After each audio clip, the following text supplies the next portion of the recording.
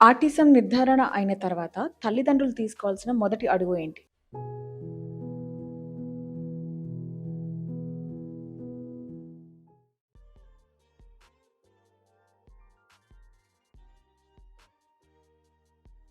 చాలామంది తల్లిదండ్రులు ఆటిజం గనుక ఎప్పుడైతే డిసైడ్ అయిపోతారో ఒక పానిక్ కండిషన్‌లోకెళ్ళిపోతారు. ఒక డిస్టర్బ్ కండిషన్‌లోకెళ్ళిపోతారు. వాళ్ళు ఫ్యూచర్‌లో ఒక డ్రీమ్ హోమ్ వాళ్ళ ఫ్యూచర్ ఒక భవిష్యత్ అనేది ఒక డ్రీమ్ కండిషన్స్ అయితే ఉంటదో అవన్నీ డిస్టర్బ్ అయ్యేటువంటి అవకాశం ఒక హోప్‌లెస్ కండిషన్‌కెళ్ళిపోతారు. ఒక కన్‌ఫ్యూజన్‌లోకెళ్ళిపోతారు. ఒక డిమోటివేట్‌కెళ్ళిపోతారు.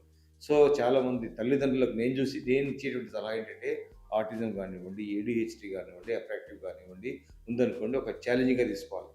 ఇది ఒక టెంపరరీ ప్రాబ్లమ్‌గా తీసుకోవాలి. రేపొద్దున ఇలాగే ఉంటే రేపొద్దున ఏందనే దానికి భయపడకూడదు. సో, దీన్ని ఎప్పుడైతే మనం ప్రాబ్లమ్‌గా పరిగణించామో ఈ ప్రాబ్లమ్ సొల్యూషన్ దీన్ని ఎప్పుడైతే మనం ఛాలెంజింగ్‌గా తీసుకున్నామో, అసలు ఈ ప్రాబ్లమ్‌ని ఏ విధంగా ట్రీట్ చేసుకోవాలా? ఏంటి సొల్యూషన్స్ ఉన్నాయి? అనేటువంటి ఛాలెంజ్‌గా తీసుకోగలిగితే దీనికి కంపల్సరీ సొల్యూషన్స్ కనిపిస్తాయి. సో, హోమియోపతి లాంటి వైద్య విధానాల ద్వారా దీంట్లో సొల్యూషన్స్ ఎక్కువగా కనిపిస్తాయి. సో, థెరపీస్ లాగా గానివ్వండి, లేకపోతే గనక వేరే మెడికేషన్స్ ద్వారా మీకు కొంచెం హోప్ కండిషన్స్‌కొచ్చే అవకాశం ఉండే అవకాశం ఉంటుంది.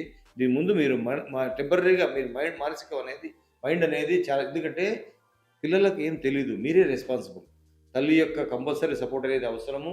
తండ్రి యొక్క కంపల్సరీ వాళ్ళ యొక్క గైడెన్స్ అనేది ఇక్కడ అవసరం పడుతది.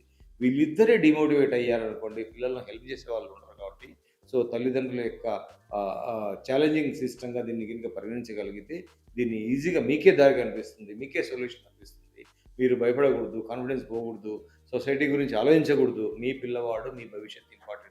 ఇదొక టెంపరరీ ప్రాబ్లమ్‌గానే మీరు పరిగణించి, దీన్ని ట్రీట్ చేసుకోవాలంటే ఏం చేయాలనేటువంటిది మీరు ఎత్తుకోగలిగితే, మీకే సొల్యూషన్స్ కనిపిస్తాయి. సమాజం చూసే చిన్న చూపును తల్లిదండ్రులు ఎలా ఎదుర్కోవాలి? సమాజంలో చాలామంది ఆటిజం, ఏడీహెచ్‌డీ పిల్లలు చూస్తున్నాం కదా! సో, అంటే చాలామంది ప్రతి ఒక్కరు సలహా ఇస్తారు.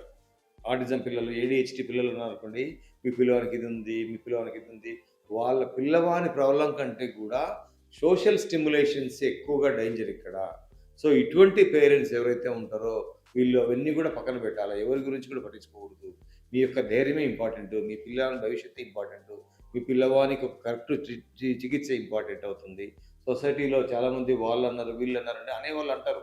రేపొద్దున అనేవాళ్ళు రేపొద్దున మీతో పాటు ఉండరు. ఆ సిట్యుయేషన్స్ వేరుంటాయి. రేపొద్దున పిల్లవాడు పెద్దగా అయ్యేసరికి ఈ అనే మాటలనేటివి ఇంపార్టెంట్ కాదు. సో, టెంపరరీగా ఎవరైతే మిమ్మల్ని పోక్ చేస్తున్నారో, టెంపరరీగా మిమ్మల్ని ఎవరైతే డిస్టర్బ్ చేస్తున్నారో, టెంపరరీగా ఎవరైతే మిమ్మల్ని డీమోటివేట్ చేస్తున్నారో, వీటికి ఎక్కువ ఇంపార్టెన్స్ ఇవ్వకండి. చాలామంది సొసైటీ ఇంపార్టెంట్ కాదు. మీరు, మీ పిల్లలు, మీ భవిష్యత్తు ఇంపార్టెంట్ అవుతుంది ఇక్కడ. సో, అనేవాళ్ళు ప్రతి ఒక్కరు మంచి అంటారు, చెడు అంటారు ఇవన్నీ ఇంపార్టెంట్ కాదు. మంచి అన్న దాన్ని పట్టించుకోవద్దు, చెడన్న దాన్ని పట్టించుకోవద్దు. సో, సలహాలు ఇవ్వడం అనేది ఇప్పుడు కామన్ అయిపోయింది. ప్రతి ఒక్కరు ఉచితంగా సలహాలు ఇవ్వడం అనేది ప్రతి ఒక్కరికి కామన్ అయిపోయింది. సో, వీటికి అంతా మీరు ఇంపార్టెన్స్ ఇచ్చుకుంటూ పోతే ముందు మీరు మీ పిల్లల కంటే కూడా పేషెంట్‌గా మారే అవకాశం ఉంటుంది కాబట్టి, దానికి ఎంత తక్కువ ఇంపార్టెన్స్ ఇవ్వగలిగితే అంత మంచిది. సొసైటీ గురించి ఆలోచించొద్దు. రేపొద్దున మీ యొక్క కాన్ఫిడెన్సే, మీ యొక్క నిర్ణయాలే రేపొద్దున సొసైటీకి ఒక ఛాలెంజింగ్ అస్త్రాలుగా మారిపోతాయి. రేపొద్దున మిమ్మల్ని అప్రిషియేట్ చేసే అవకాశాలుంటాయి. కాబట్టి వాళ్ళ అప్రిషియేషన్స్ గానీ, వాళ్ళ కామెంట్స్ గానీ, వాళ్ళ డిమోటివేషన్స్ గానీ ఎంత తక్కువ ఇంపార్టెన్స్ ఇవ్వగలిగితే మీరు అంత క్లారిటీ డెసిషన్‌తో మీకు అంత కాన్ఫిడెన్స్